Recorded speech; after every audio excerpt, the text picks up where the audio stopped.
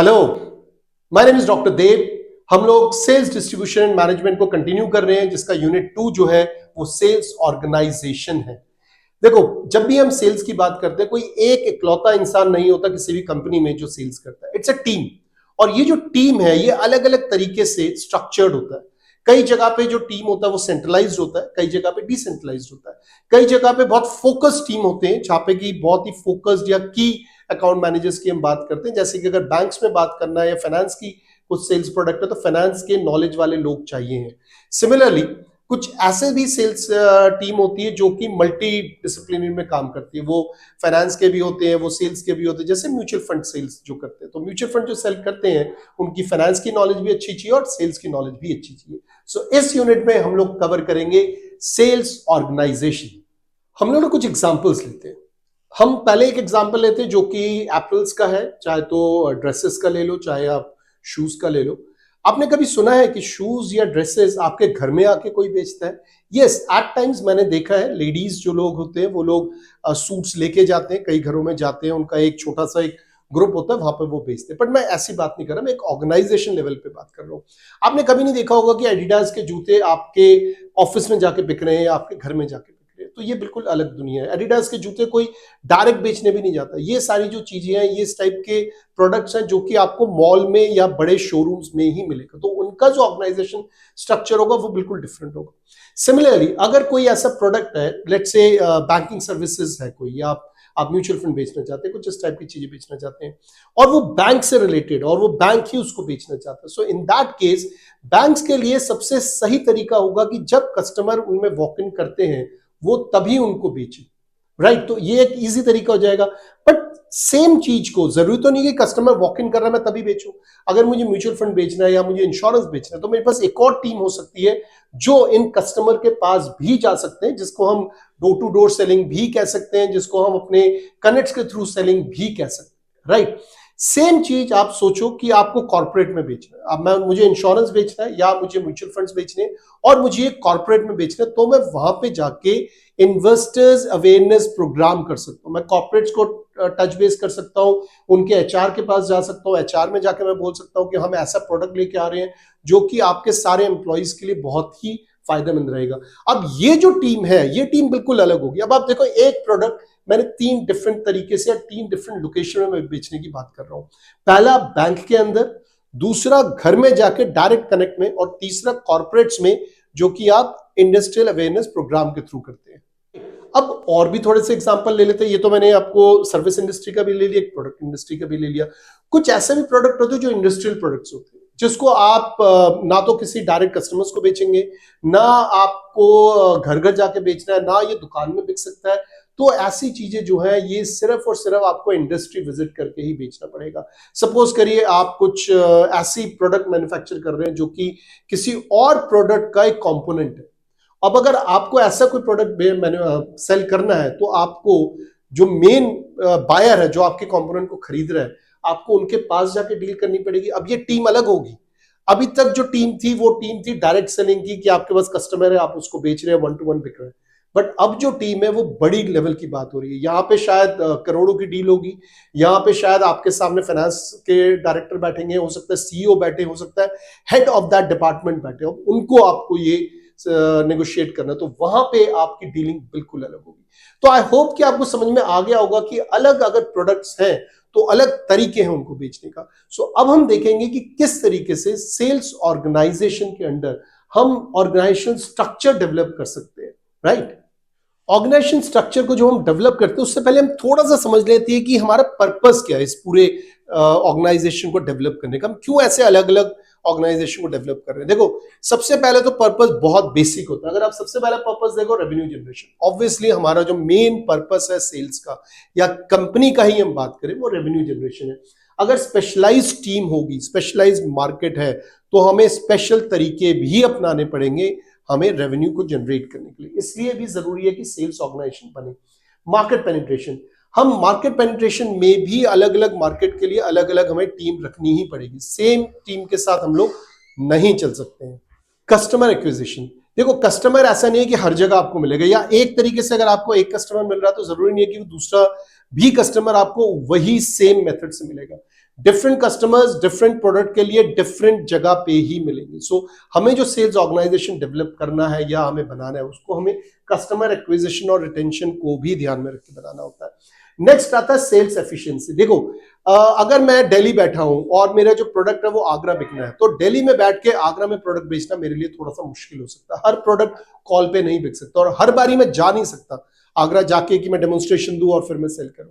Better ये होता है कि अगर टिकट साइज कम है प्रोडक्ट का और अगर रेगुलर प्रोडक्ट बिक सकता है, तो बेटर ये होगा कि मैं एक रीजनल सेंटर बनाऊं आगरा में ही और वहीं पे मैं उस प्रोडक्ट को बेचूं, वो एक टीम बने प्रॉपर जो उसको बेचे। इसीलिए हम बोलते हैं कि सेल्स एफिशिएंसी को अगर बढ़ाना है तो हमें डेवलप भी करना पड़ेगा ऑर्गेनाइजेशन स्ट्रक्चर, ताकि वो सेल्स एफिशिएंसी बढ़ सके। नेक्स्ट होता है alignment with the company strategy. अब कंपनी का क्या स्ट्रेटजी है? कंपनी अलग अलग जगह पे बेचना चाहती है, कंपनी डिसेंट्रलाइज करना चाहती है, कंपनी सेंट्रलाइज रखना चाहती है। दोनों के अपने अपने फायदे हैं। अगर कंपनी सेंट्रलाइज रखती है तो कंपनी का क्वालिटी जो है वो इंटैक्ट रहता है, सारे के सारे सर्विस के, इंजीनियर्स के, सब कुछ सपोर्ट स्टाफ जो है वो एक जगह रहता है। बट हर एक प्रोडक्ट के लिए ये मुश्किल है। अगर आप डिवाइड करते हो, सपोज करो आप डिसेंट्रलाइज करते हो, आप नॉर्थ में एक जोन बनाते हो, साउथ में एक जोन, वेस्ट में एक जोन, ईस्ट में एक जोन बनाते हो, तो फायदा ये होगा कि अगर कस्टमर को सपोर्ट चाहिए, कस्टमर को सर्विस चाहिए या आपके डीलर्स को सेल्स एंड सपोर्ट चाहिए, आप उस रीजनल सेंटर से बहुत इजीली दे पाएंगे। देखिए, ज्यादातर जो प्रोडक्ट्स होते हैं जिनको हम एफएमसीजी प्रोडक्ट्स बोलते हैं या फिर आप उनको व्हाइट गुड्स बोल सकते हैं, तो ये ज्यादातर रीजनल में ही बिकता है क्योंकि वहां पे इजी हो जाता है बेचना, लॉजिस्टिक्स भी बहुत इजी होता है वहां पे बेचना। उसके बाद हम लेते हैं मार्केट इंटेलिजेंस। देखो, एक जगह बैठ के हम हर जगह का मार्केट इंटेलिजेंस नहीं ले सकते। हालांकि आज के डेट में विद एआई इन टेक्नोलॉजी जो है इतना हाई है, उसके साथ करा जा सकता है, बट थोड़ा मुश्किल है। सो ऐसे में क्या होता है, हम लोग अलग अलग रीजन से डेटा इकट्ठा करते हैं, डेटा इकट्ठा करके हम मार्केट का स्टडी करते हैं। ये जो मार्केट स्टडीज में फीडबैक भी आता है और फीडबैक के लिए भी कई बार हमें डिफरेंट लोकेशन पे, डिफरेंट कस्टमर्स के पास, डिफरेंट रीजन में, डिफरेंट जगहों पे जाना पड़ता है। कभी कोई हो सकता है फीडबैक मुझे ऑर्गेनाइजेशन के अंदर मिले, तो कभी कभार फीडबैक मुझे मार्केट में मिल सकता है, मतलब चलते हुए रोड पे मुझे शायद बात करनी पड़ेगी, या हो सकता है मुझे हॉस्पिटल्स में जाना पड़े। सो डिपेंडिंग ऑन द प्रोडक्ट, मुझे जो मार्केट इंटेलिजेंस चाहिए या फीडबैक चाहिए, वो भी अलग अलग जगह से ही मिलेगा। ऑर्गेनाइजेशन स्ट्रक्चर उस पर डिपेंड जरूर करेगा। नेक्स्ट अगर देखें, brand awareness and sales growth. देखो, जितना ब्रांड बढ़ेगा उतनी सेल्स बढ़ेगी, बहुत सिंपल सा तरीका है। ब्रांड बढ़ेगा तो हमारा सेल्स भी बढ़ेगा। हालांकि कुछ एक्सेप्शंस भी होते हैं, मैं जरूर डिस्कस करूंगा कि एक ऐसे भी प्रोडक्ट्स है जिनका ब्रांड बहुत स्ट्रांग है पर उनकी सेल्स बहुत स्ट्रांग नहीं, इसको हम बाद में रखते हैं। बट अभी के लिए अगर मैं बात करूं कि अगर मुझे सेल्स ऑर्गेनाइजेशन में कुछ भी डेवलप करना है, तो मुझे ब्रांडिंग करनी जरूरी होती है। तो ब्रांडिंग में भी कभी कभार ये देखा गया है कि हमें ब्रांडिंग को भी बहुत सिस्टमैटिक तरीके से करना पड़ता है, बहुत ज्यादा कस्टमर के साथ अलाइन होना पड़ता है, प्रोडक्ट के साथ अलाइन होना पड़ता है, मार्केट के साथ अलाइन होना पड़ता है। तो ऐसे में जरूरी है कि मैं बहुत लो लेवल तक पेनिट्रेट कर सकूं। सो इन दैट केस ऑल्सो मुझे स्ट्रक्चर अकॉर्डिंगली डेवलप करना पड़ेगा। अगर लास्ट में हम देखते हैं, वो आता है customer centric approach and motivating the sales force. देखो, दूर रह के, मतलब अगर बहुत बड़ा मेरा सेल्स फोर्स है, मुझे कन्याकुमारी से लेके कश्मीर तक बेचना है, मुझे इधर गुजरात से लेके बिल्कुल नॉर्थ ईस्ट तक बेचना है, तो और प्रोडक्ट मेरे हर जगह अवेलेबल है, प्रोडक्ट मेरे बिक रहे हैं, ऐसे में मैं एक जगह से दूसरी जगह सेल्स फोर्स को नहीं बेच सकता। ना तो वो लॉजिस्टिकली मतलब वाइबल होगा, ना वो मॉनिटरीली वाइबल होगा। तो ऐसे में क्या होगा, मैं अलग अलग जगह पे अलग अलग टीम ही खड़ा करना मेरे लिए बेटर होगा। सिमिलरली अगर कोई ऐसा प्रोडक्ट है जो बहुत नीश प्रोडक्ट है, मतलब उसके अंदर टेक्नोलॉजी कोई प्रोडक्ट है, तो मुझे टेक्निकल स्टाफ चाहिए होगा, मैं हर किसी को वो प्रोडक्ट नहीं बिकवा सकता। कोई मेडिकल का प्रोडक्ट है तो मुझे मेडिकल के नॉलेज वाले लोग चाहिए होंगे, राइट। तो मुझे ऐसे ऐसे भी प्रोडक्ट चाहिए होंगे जहां पे स्टाफ चाहिए होगा जो कि मतलब प्रोडक्ट को समझते हैं, उनकी नॉलेज है, उनकी इंटेलिजेंस है। सो मुझे मोटिवेट अगर करना है तो मैं एक जगह से, सेंट्रलाइज लोकेशन से डिफरेंट लोकेशन पे मोटिवेट करना मुश्किल होगा अगर बहुत बड़ा मेरा सेल्स स्टाफ है। तो ऐसे में बेटर होगा कि मैं इसको डिसेंट्रलाइज करूं, मैं एक लेवल्स लेके आऊं, डायरेक्टर हो, उसके अंदर वाइस प्रेसिडेंट हो, उसके अंदर जनरल मैनेजर्स हो, उसके अंदर सीनियर सेल्स एग्जीक्यूटिव्स हो, और फिर इस लेवल से अगर देखा जाएगा तो बहुत अच्छी तरीके से मैं मोटिवेट कर सकता हूं। अगर मोटिवेट होगी तो मैं कस्टमर सेंट्रिक भी ऑटोमेटिकली बनूंगा, और कस्टमर सेंट्रिक बनूंगा तो मेरी सेल्स ग्रोथ भी होगी। सो आई होप आपको इससे ये आइडिया लग गया होगा कि मुझे सेल्स ऑर्गेनाइजेशन की जरूरत क्यों है। अब हम देखते हैं जो 4 सेल्स ऑर्गेनाइजेशन है जिसको ज्यादातर बुक्स जो है उन चारों को ही डील करती है, हम भी उन चारों को ही डील करेंगे। सो ये जो 4 ग्रुपिंग है, ये ग्रुपिंग करा गया functional structure, geographic structure, market based structure और प्रोडक्ट सेल्स फोर्स स्ट्रक्चर में। मैंने इस चारों को जब मैं कवर कर रहा हूं, मैंने कोशिश करा है कि आपको इन चारों को कवर करते हुए सेल्स से रिलेटेड रोल्स के बारे में पता हो, आपको ये पता लगे कि पोजीशंस क्या क्या होती हैं, आप कैसे ग्रो कर सकते हैं अगर आप सेल्स टीम में हैं, उनके जो फंक्शंस हैं और उनके जो ज्योग्राफिक है, मार्केट है, इनमें किस तरीके से डिफरेंशिएट करा गया। और प्लस मैंने एक पर्टिकुलर डोमेन को, जिसको कि मार्केट बेस्ड स्ट्रक्चर, उसको मैंने बहुत ज्यादा इलॉबरेट करा है। हालांकि सारे ऑलमोस्ट सिमिलर ही आप कर सकते हैं, अगर आपको एक समझ में आ गया आप बाकी भी कर सकते हैं। मार्केट बेस्ड थोड़ा सा अलग होता है, वो शायद आप लोगों ने नॉर्मली नहीं सुना होगा, तो मुझे लगा कि इसको मैं और एलॉबरेट कर देता हूं। जब आपके पास कोई क्वेश्चन आएगा तो आप बाकियों को भी एलॉबरेट कर सकते हैं। So let's start with the functional structure. Functional structure जो होता है वो रेफर करता है सेल्स ऑर्गेनाइजेशन का जो स्ट्रक्चर है, वो डिपेंड करता है या फोकस करता है स्पेशलाइजेशन के ऊपर। अब आप देखो, जब हम मार्केटिंग टीम की बात करते हैं, मार्केटिंग का मेन मकसद क्या होता है? To promote, to communicate, right. हम प्रमोट करते हैं प्रोडक्ट लाइंस को, प्रोडक्ट्स को हम कम्युनिकेट करते हैं, प्रोडक्ट के features, benefits to the customers and to the entire environment. Sales वालों को जो काम होता है वो उसके बाद आता है, जब प्रमोट हो गया, जब डिमांड आ गई है, हम उसको बेचने की कोशिश करते हैं। But in that case also जब हम फंक्शंस की बात करते हैं तो वो धीरे धीरे छोटे छोटे फंक्शनल ग्रुप्स में डिवाइड होता है। फॉर एग्जाम्पल, जो मार्केटिंग टीम है उसका एक काम है, वो उनका काम है किसी भी तरीके से मार्केट को पेनिट्रेट करना। आज के डेट में डिजिटल मार्केटिंग बहुत ज्यादा यूज होता है, लोग सोशल मीडिया में ज्यादा है, लोग डिजिटल प्लेटफॉर्म में ज्यादा है, तो मार्केटिंग आज के डेट में ज्यादा डिजिटल प्लेटफॉर्म में होता है as compared to print media जो कि न्यूज़पेपर होता है, या इलेक्ट्रॉनिक मीडिया जो कि टीवी एड्स होता है। उसी तरीके से हमारे पास जो स्टार्ट करते हैं, जो हेड करेंगे शायद इस पूरे डोमेन को, सेल्स की बात करेंगे, वो सेल्स डायरेक्टर होता है। अब आप नेक्स्ट पेज में देखो, मैंने और अच्छी तरह से समझा रखा है। सेल्स डायरेक्टर एंड वीपी, इनका काम है ओवरऑल सेल्स की स्ट्रैटेजी को बनाना, सेल्स की पूरी टीम को डेवलप करना, जिसके अंदर रिक्रूटमेंट भी आ जाएगा, इसके अंदर ट्रेनिंग भी आ जाएगी, स्ट्रैटेजाइजिंग भी आ जाएगी, सब कुछ आ जाएगा। उसके बाद हम सेल्स ऑपरेशन मैनेजर्स आते हैं। इनका जो काम होता है ये होता है कि सेल्स के प्रोसेस को स्ट्रीमलाइन करें। इनका काम होता है डेटा के साथ काम करना, लॉजिस्टिक्स के साथ काम करना, सप्लाई चेन देखना। इनफैक्ट अगर कोई रिवर्स लॉजिस्टिक में वापस आ रहा सामान, वो सारी चीजें भी सेल्स ऑपरेशंस वाले देखते हैं।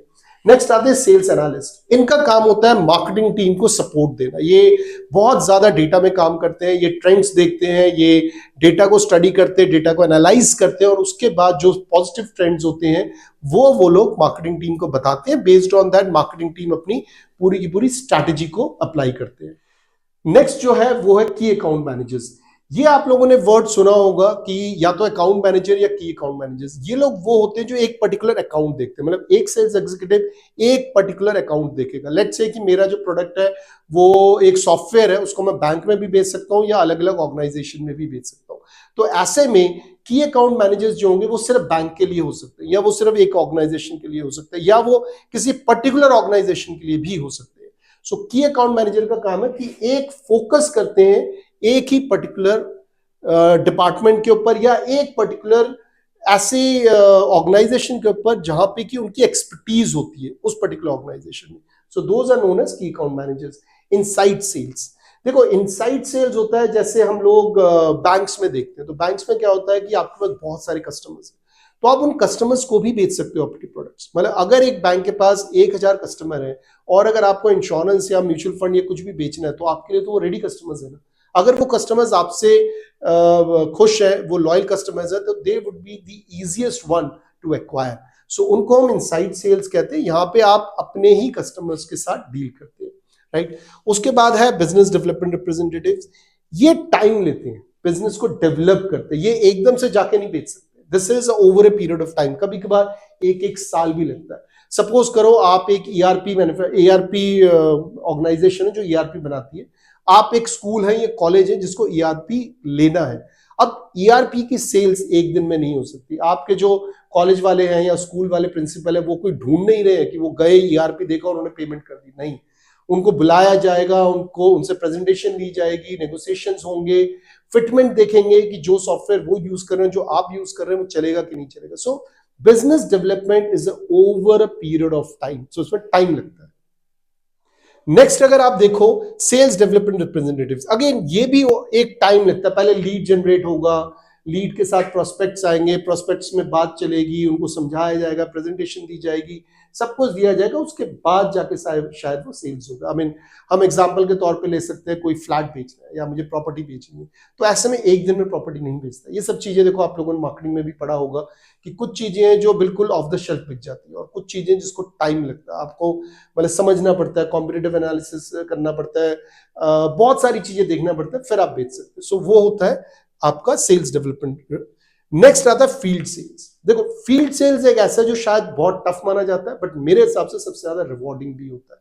फील्ड सेल्स में आपकी सेल्स स्किल्स बहुत हाई क्वालिटी के चाहिए। फील्ड सेल्स में आपकी अंडरस्टैंडिंग ऑफ ए कस्टमर बहुत ज्यादा चाहिए, क्योंकि यहां पे फील्ड सेल्स जब हम करते हैं तो टिकट साइज ज्यादातर कम होता है, और हम on a regular basis customer से मिलते हैं, चाहे वो मेरे डायरेक्ट कस्टमर्स हो, चाहे वो इनडायरेक्ट कस्टमर्स हो, चाहे मैं उनको घर जाके मिल रहा हूँ, चाहे रास्ते में मिल रहा हूँ, चाहे मैं कंपनी में जाके मिल रहा हूँ। बट फील्ड सेल्स एक ऐसी जॉब है जो बहुत रिवॉर्डिंग है, एट द सेम टाइम इसमें लर्निंग बहुत ज्यादा होती है, सो स्किल्स बहुत ज्यादा चाहिए। नेक्स्ट है सेल्स रिलेशनशिप मैनेजर। बहुत इंपॉर्टेंट टॉपिक है, मतलब मैंने आपको पहले ही बताया जो सीआरएम होता है वो बहुत इंपॉर्टेंट टॉपिक है। सेल्स रिलेशनशिप मैनेजर का मतलब होता है जो कस्टमर के साथ एक रिलेशनशिप फॉर्म करते हैं, कस्टमर के प्रॉब्लम्स को समझते हैं, फीडबैक्स लेते हैं, बेस्ड ऑन द फीडबैक्स वो आगे फीडबैक देते हैं, और उनके बेसिस पे नया प्रोडक्ट भी बन सकता है, इनोवेशंस भी आ सकते हैं। अदरवाइज यहाँ पे कस्टमर को सपोर्ट करना, कस्टमर को सर्विस देना एक बहुत इंपॉर्टेंट कॉन्सेप्ट है सेल्स का। ये काम सेल्स रिलेशनशिप मैनेजर्स का होता है, ठीक है। ये लोग क्रॉस सेल्स भी कर सकते हैं, ये लोग आपके क्रॉस सेलिंग कर सकते हैं, ये अपग्रेड कर सकते हैं। अगर आप बैंक में है तो बैंक को इंश्योरेंस बेचा जा सकता है, मतलब कस्टमर्स को, तो वो अपग्रेड और क्रॉस सेल्स भी होता है। लास्ट जो है वो है सेल्स एनेबलमेंट। यहाँ पे ट्रेनिंग्स होती है। ये लोग क्या करते हैं कि ये लोग सेल्स की प्रोडक्ट की ट्रेनिंग दे सकते हैं, टेक्नोलॉजी की ट्रेनिंग दे सकते हैं। ये लोग तैयार करते हैं सेल्स टीम को कि किस तरीके से वो मार्केट में जाए और बहुत अच्छे तरीके से प्रोडक्ट को कस्टमर्स को समझा सके और फाइनली क्लोज कर सके। सो ये जो सारे मैंने आपको बताया है, ये सब के सब फंक्शनल एरियाज के, और ये आपको ना आगे भी काम आएगा। जितने भी आप सेल्स की काम पढ़ोगे, चाहे वो रिप्रेजेंटेटिव में पढ़ो या सेल्स क्या होता है, उनके लेवल्स क्या होते हैं, किस किस तरीके के डिपार्टमेंट्स होते हैं, क्या रोल्स होते हैं, रिस्पॉन्सिबिलिटीज होती हैं, आप इन सबको पढ़ के इन्हीं को ही आप एक्सप्लेन कर सकते हो। सो अगर आप इनको ढंग से कर लेते हो तो आप बहुत सारे क्वेश्चंस का आंसर दे सकते हो। देखते हैं ज्योग्राफिक। देखो ज्योग्राफिक शायद थोड़ा इजी होगा आपको समझना। आपने कई बार देखा होगा कि कंपनीज के अलग अलग स्टोर्स होते हैं, कंपनीज के अलग अलग रीजन में सेल्स फोर्स टीम होती है, सेंट्रलाइज भी होती है कभी कभार। बट ज्योग्राफिक को हम तब लेके आते हैं जब प्रोडक्ट जो है वो मल्टीपल ज्योग्राफी में बिक रहा है, और जो प्रोडक्ट जो है वो मास के लिए है। अगर मास नहीं भी है तो हर ज्योग्राफी में जो नंबर ऑफ सेल्स है या नंबर ऑफ यूनिट्स जो प्रोडक्ट का बिक रहा है वो बहुत ज्यादा है। तो ऐसे में सेंट्रलाइज तरीके से उसको हैंडल करना बहुत मुश्किल है। अब आप सपोज करो कि आपको मारुति गाड़ी लेनी है और मारुति की कार सिर्फ और सिर्फ गुड़गांव से बिकती है, क्या ऐसा हो सकता है? आप बैठे हो असम में और आपको एक मारुति की कार खरीदनी है, आपके गुड़गांव आओगे एक मारुति कार खरीदने के लिए क्योंकि वहां पे मैन्युफैक्चरिंग होती है? ऐसा तो नहीं हो सकता ना। तो ऐसे में जरूरी ये है कि अगर आप असम में है तो आपका वो प्रोडक्ट असम में ही मिले, तो वहां पे ही एक डीलरशिप करी जाए। सो जो ज्योग्राफिक लोकेशन होता है वो geographic sales structure sounds like what they are, sales teams that run by this structure organised by location. So ये लोकेशन के हिसाब से होता है, ये डिसेंट्रलाइज्ड होता है, ये सेंट्रलाइज नहीं होता है। इसके बहुत फायदे हैं, बहुत क्लोज होते हैं आप कस्टमर के। सबसे पहले तो ये फायदा है, तो कस्टमर बहुत ज्यादा रिलीफ फील करता है। कस्टमर को ऐसा नहीं लगता कि यार मुझे तो बहुत दूर जाना पड़ेगा सर्विस लेने के लिए। तो प्रोडक्ट आपके पास है, डीलर आपके पास है, आप वहीं से सामान ले सकते हैं। कुछ अगर खराबी हो जाती है तो आपको वही लोग सर्विस भी दे देंगे। एक और फायदा ये होता है कि कस्टमर फोकस हो जाता है, तो हम एज अ सेल्स टीम जो है वो भी बहुत ज्यादा फोकस्ड रहते हैं। वो कस्टमर के बारे में जानते हैं, कस्टमर को पहचानते हैं, कस्टमर के साथ अच्छी तरह डील कर सकते हैं। सो कस्टमर अगर सेटिस्फाइड होगा तो ऑब्वियसली सेल्स बढ़ेगी। सो बहुत फायदे हैं ज्योग्राफिक लोकेशन के हिसाब से अगर हम ऑर्गेनाइजेशन को स्ट्रक्चर करते हैं। नेक्स्ट हम लेते हैं मार्केट बेस। ये थोड़ा सा इंपॉर्टेंट है, मैंने इसको बहुत ज्यादा एक्सप्लेन भी करा है। देखो ये जो है ना, ये मार्केट बेस्ड स्ट्रक्चर है। सबसे पहले हम एग्जांपल देखते हैं इसके अंदर क्या। अब आप देखो, एक एग्जांपल है हेल्थ केयर की सेल्स टीम, एक है फाइनेंशियल सर्विसेज की सेल्स टीम, और एक है स्मॉल एंड मीडियम बिजनेसेस का। एक चीज आप समझो, हेल्थ केयर की सेल्स टीम है जो कि मेडिकल प्रोडक्ट्स बेच रही है, जो हेल्थ केयर के प्रोडक्ट्स बेच रही है, जो दवाइयां बेच रहे हैं डॉक्टर्स के पास जाके। अब अगर मैं उनको बोलूं कि भाई आप स्कूटर भी बेचो, नहीं बेच पाएंगे। चाहे वो दोनों एक ही कंपनी मैन्युफैक्चर करती, बट वो नहीं बेच पाएंगे। आपको स्पेशलाइज्ड लोग चाहिए, आपको मार्केट के हिसाब से आपको सेल्स टीम बनानी पड़ेगी, और उसी के हिसाब से शायद आपको अपनी ओरिएंटेशन और जो स्ट्रक्चर है वो भी डेवलप करना पड़ेगा। अब अगर आप बैंक में फाइनेंशियल कुछ बेच रहे हैं, म्यूचुअल फंड की बात कर रहे हैं या स्टॉक मार्केट की बात करें, कोई ऐसा फिनटेक है, फिनटेक में कोई ऐसा पर्टिकुलर ऐप है जो कि स्टॉक से रिलेटेड आप वो बेचना चाहते हैं। अब आपको अगर फाइनेंस का बिल्कुल भी एक्सपीरियंस नहीं है, आप कैसे बेच पाओगे? तो यहां पे स्किल का भी काम आ जाता है। नॉट ओनली दैट कि मार्केट अलग है तो उसके हिसाब से मुझे स्पेशलाइज्ड लोग चाहिए होंगे, स्किल्स भी अलग है। So depending on market, depending on skills, depending on the product, मुझे मार्केट बेस्ड सेल्स स्ट्रक्चर एक बनाना पड़ता है। इसकी जो ग्रुपिंग है that is based on the specific customer segments और market rather than geographic region. यहां पे हमें यह सोचना पड़ेगा कि अगर ज्योग्राफिक रीजन भी होता है तो भी मुझे स्पेशलाइज्ड लोग चाहिए होते हैं। सो कई बार ये देखा गया, जैसे कोई गवर्नमेंट का सेल्स है, कोई गवर्नमेंट कोई टेंडर दे रहा है, गवर्नमेंट के कुछ प्रोडक्ट्स है। अब ये प्रोडक्ट्स मास प्रोडक्ट्स नहीं हो सकते, ये एक बार ऑर्डर पिक होता है। तो ऐसे में क्या होता है, हम मार्केट बेस्ड, मतलब कि जो मेरे टीम होगी वो टीम होगी जो स्पेशलाइज्ड है गवर्नमेंट में डील करने के लिए। मैं हर किसी को नहीं कर सकता। सो इसी हिसाब से हम मार्केट बेस्ड एक ऑर्गेनाइजेशन बनाते हैं। अब आप देखो, जब हम मार्केट बेस्ड स्ट्रक्चर की बात करते हैं तो उसके कुछ की एलिमेंट्स हैं। सेल्स लीडरशिप हमने लास्ट टाइम पढ़ा था, ये डायरेक्टर्स लेवल होता है। मार्केट बेस्ड सेल्स मैनेजर, जो सेल्स मैनेजर जो टीम नेक्स्ट टीम बन रही है वो भी मार्केट बेस्ड है, मतलब वो भी मार्केट के हिसाब से स्पेशलाइज्ड है। इंडस्ट्री स्पेसिफिक, इसके अंदर हम बहुत ज्यादा इंडस्ट्री स्पेसिफिक भी हो जाते हैं। जैसे गवर्नमेंट में जो डील करेंगे वो बहुत इंडस्ट्री स्पेसिफिक है। गवर्नमेंट के जो सेल्स रिप्रेजेंटेटिव है वो हर जगह नहीं मिलेगा। और जो अगर मैं गवर्नमेंट में डील कर रहा हूँ या मैं ऑर्गेनाइजेशन में डील कर रहा हूँ, फॉर एग्जाम्पल मैं एक और बहुत अच्छी एग्जाम्पल लेता हूँ। आप सब लोग Naukri.com में जरूर गए होंगे, आप लोगों ने अपना सीवी जरूर डाला होगा। अब Naukri.com कैसे काम करता है? Naukri.com का मेन काम क्या है? मेन काम Naukri.com का है आप लोगों को कॉर्पोरेट के साथ अटैच करना। Naukri.com कभी भी जॉब सीकर से पैसे नहीं मांगता। उनके ठीक है कुछ स्पेशलाइज्ड रोल्स होते हैं जिसमें वो सीवी अरेंज करते हैं, आपके लिए कुछ मार्केट करेंगे, बट नॉर्मली वो जॉब सीकर से पैसे नहीं मांगते। वो किन से मांगते हैं पैसे? वो मांगते हैं कॉर्पोरेट से या जिनको चाहिए। अब कॉर्पोरेट में भी अलग अलग है ना, कुछ कॉर्पोरेट गवर्नमेंट के हो सकते हैं जिनको चाहिए होगा तो वो अलग टीम होगी। कुछ हो सकते हैं जो बहुत छोटे डील कर रहे हैं जिनका बहुत ज्यादा काम नहीं है। कुछ हो सकते हैं बहुत लार्ज ऑर्गेनाइजेशंस है जो मल्टीपल जगह काम कर रहे हैं, उनके पास मल्टीपल रिक्रूटर्स हैं, उनके लिए अलग बंदा काम करेगा। कुछ हो सकते हैं कंसल्टेंसी है जिनका काम ही मीडियोकर, मतलब मिडिल मैन है, वो लोग किसी और कंपनी के लिए डील करते हैं। सो ऐसे में Naukri.com बहुत अलग अलग कस्टमर्स को डील कर रहा है, और अलग अलग कस्टमर्स को डील करने के लिए उसको अलग अलग तरीके का सेल्स रोल भी अपनाना पड़ेगा। So that is what here the sales team is different होगा।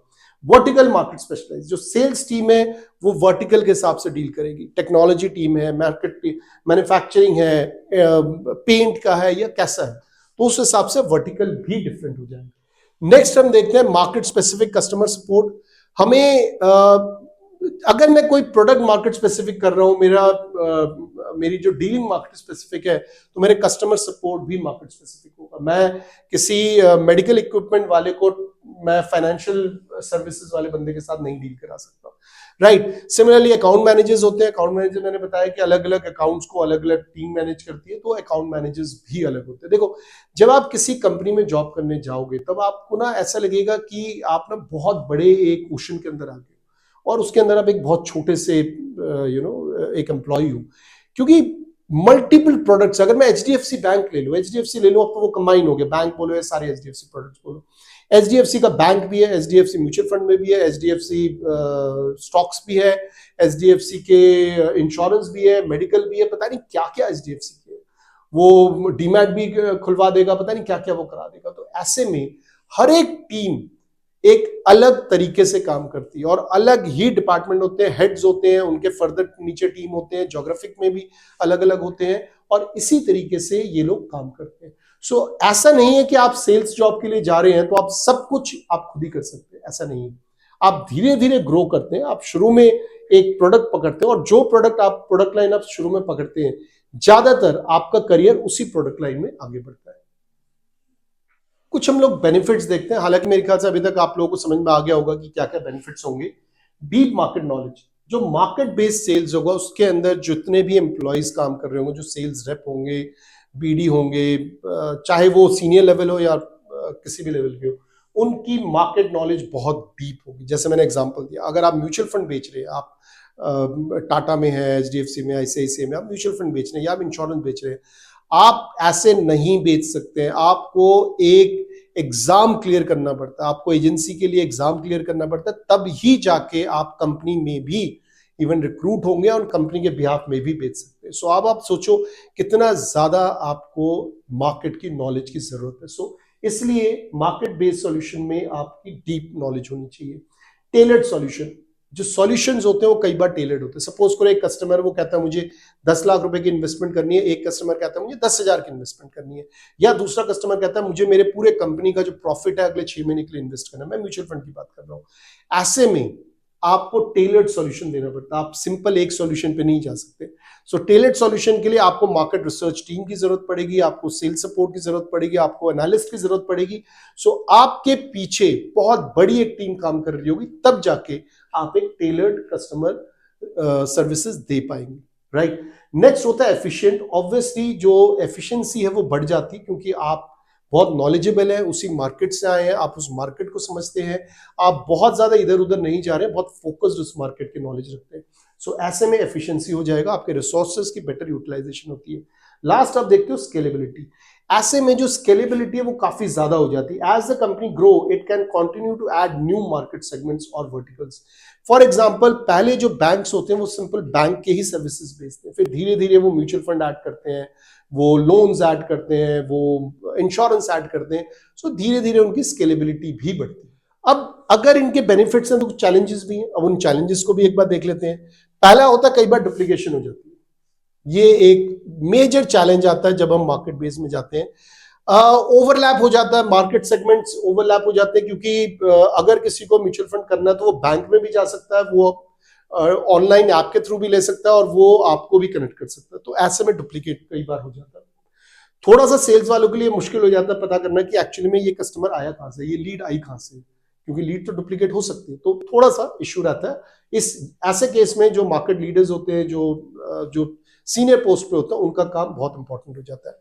कोऑर्डिनेशन इश्यू आ जाता है, क्योंकि प्योरली एक ही चीज है, एक ही चीज में आप डील कर रहे हैं, सडनली आप नई चीज लेके आते हैं तो आपका कोऑर्डिनेशन में फर्क आ जाता है। अगर आप म्यूचुअल फंड बेच रहे हैं और सडनली बोला जाता है कि आपको इंश्योरेंस भी बेचना, आपको इंश्योरेंस की नॉलेज नहीं है, कस्टमर लेना चाहता है बट आपके लिए वो बता पाना मुश्किल है, फिर आपको उसको किसी और को हैंडल करना पड़ता है।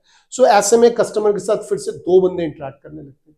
सो जरूरी नहीं है कि हमेशा कोऑर्डिनेशन ठीक रहेगा, सो कोऑर्डिनेशन का इशू हो सकता है। लास्ट जो है रिसोर्स एलोकेशन। इसमें क्या है कि क्योंकि बहुत ही लिमिटेड है, आपकी नॉलेज लिमिटेड है, आपका मार्केट लिमिटेड है, आप एक पर्टिकुलर मार्केट के रिसोर्स को हर जगह यूज नहीं कर सकते।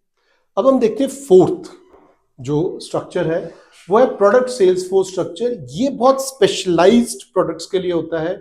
इसके अंदर जो सेल्स फोर्स टीम होती है वो भी बहुत स्पेशलाइज्ड होती है, मतलब इनकी नॉलेज बोले, इनके स्किल्स बोले, इनकी जो एरिया ऑफ वर्किंग होता है बहुत स्पेसिफिक होता है और वो स्पेसिफिक में ही काम कर सकते हैं। जैसे मैंने आपको एग्जांपल दिया था कि अगर मेडिकल की कोई टीम की बात करें तो मेडिकल का ही बंदा जरूरी चाहिए मुझे। सो फाइनेंस के लिए हमें फाइनेंस के ही लोग चाहिए, वो लोग चाहिए जिनको फाइनेंस समझ में आता है, जो पढ़ के आए हैं फाइनेंस।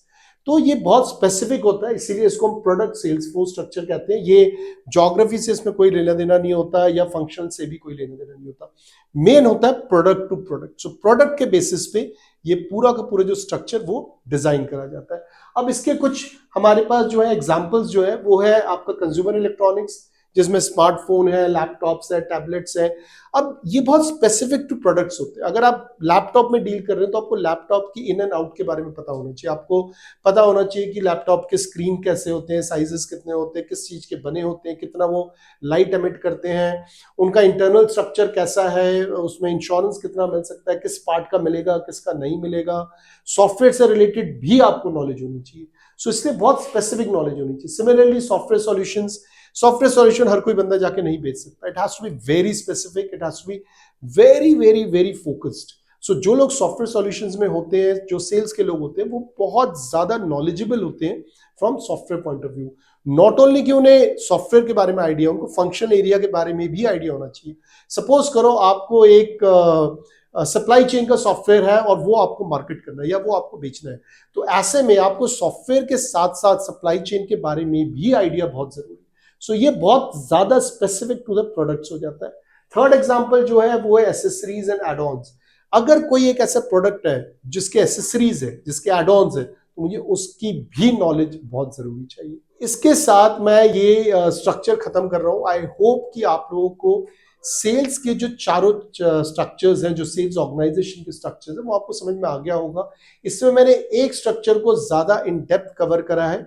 आपके पास कोई भी स्ट्रक्चर अगर आता है, वो शॉर्ट आंसर्स में अगर आता है 3 नंबर में या 5 नंबर में, आप उसी के हिसाब से बाकियों को भी लिख सकते हैं। सो अगर मैं इसको रिवाइज करूं, सबसे पहले सेल्स डायरेक्टर होते हैं या सेल्स हेड होते हैं, उसके नीचे वाइस प्रेसिडेंट हो सकते हैं, प्रेसिडेंट्स हो सकते हैं, उसके नीचे जनरल मैनेजर सेल्स हो सकते हैं, उसके नीचे आपके बिजनेस डेवलपमेंट एग्जीक्यूटिव्स हो सकते हैं, इंस्टीट्यूशनल सेल्स के लोग हो सकते हैं, गवर्नमेंट सेल्स के अलग हो सकते हैं, डोर टू डोर सेल्स भी होता है जिसको हम डायरेक्ट टू कस्टमर सेल्स की बात करते हैं, मार्केटिंग टीम होती है जो सेल्स वालों को सपोर्ट करती है, इंटरनल सेल्स होते हैं जिनको हम इनसाइड सेल्स भी कहते हैं, प्री सेल्स की भी टीम होती है जो कि इस पूरी सेल्स टीम को सपोर्ट करती है कि सेल्स में जाने से पहले पीपीटी से बनाना, डेटा लेके आना, उनको हम कैसे ला सकते हैं। सो ये बहुत बड़ी ऑर्गेनाइजेशन है। ऐसा नहीं है कि एक बहुत सिंपल सा रोल होता है। हर रोल, हर सेल्स एग्जीक्यूटिव के जो रोल्स होते हैं और जो बैकएंड में उनको जो सपोर्ट कर रहे हैं उनके जो रोल्स होते हैं, बहुत ही ज्यादा डिफरेंट होते हैं, डिस्टिंक्ट होते हैं और डिफाइंड होते हैं। सो इसी हिसाब से जब भी आप किसी जॉब में जाएंगे सेल्स के, आपके पास चॉइस होगा कि आप किस रोल में जाना चाहते हैं। अब हम बात करते हैं कि जो सेल्स टीम है उनका रिलेशनशिप कैसा होना चाहिए। अब ये रिलेशनशिप किससे होगा? देखो, लार्जली तो हम बोलते हैं कि स्टेक होल्डर्स के साथ होगा, और जब ये स्टेक होल्डर्स की बात करते हैं तो everyone who is actually involve with that product वो ऑटोमेटिकली स्टेक होल्डर हो जाता है। चाहे वो कस्टमर हो, चाहे वो रिटेलर हो, चाहे वो डिस्ट्रीब्यूटर हो, चाहे वो आपका गवर्नमेंट हो, चाहे वो जो रॉ मटेरियल डिस्ट्रीब्यूट कर रहे हैं, रॉ मटेरियल डिलीवर कर रहे हैं, वही हो। तो अब हम डिस्कस करते हैं कि हम किस तरीके से सेल्स टीम जो है उसको रिलेशनशिप मेंटेन करना चाहिए, राइट। तो अब आप देखो, जब भी हम रिलेशनशिप मेंटेन करने की बात करते हैं तो सबसे पहले कस्टमर के साथ रिलेशनशिप होता है। ऑब्वियसली हमें कस्टमर के साथ एक बहुत ही इंपॉर्टेंट कनेक्ट बना के चलना चाहिए, क्योंकि अगर मैं कस्टमर के साथ एक अच्छा कनेक्ट नहीं बना रहा हूं तो कस्टमर कभी भी मुझे रिपीट परचेज नहीं कर देगा, कस्टमर कभी भी मुझे वैल्यू नहीं करेगा, और कस्टमर कभी भी मेरे लिए लॉयल नहीं बनेगा। देखो, हमेशा कहता आया हूं, कस्टमर्स को एक्वायर करना बहुत मुश्किल है, कस्टमर को रिटेन करना सबसे इजी है। कस्टमर को रिटेन हम कब कर सकते हैं? जब हमारी रिलेशनशिप कस्टमर के साथ बहुत अच्छी हो, राइट। नेक्स्ट है सप्लायर्स एंड वेंडर्स। देखो, सेल्स डिपार्टमेंट का बहुत जो काम होता है ना, वो सेल सप्लायर्स और वेंडर्स के साथ भी बहुत ज्यादा होता है, क्योंकि वो डिलीवर करते हैं प्रोडक्ट को।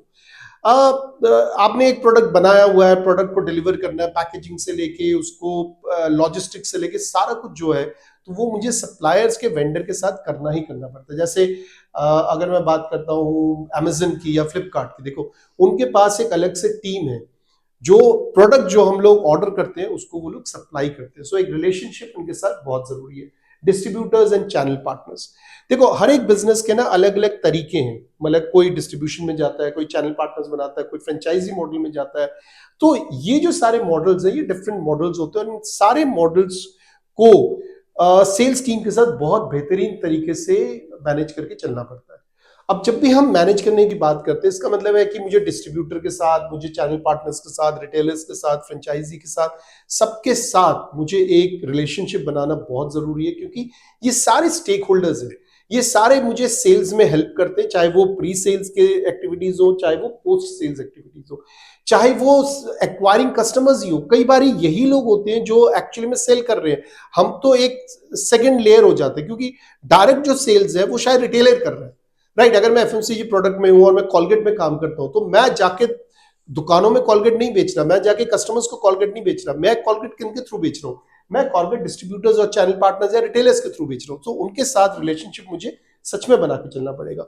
नेक्स्ट होता है रिटेलर्स, हमने बात कर ली है, इंडस्ट्री एसोसिएशन।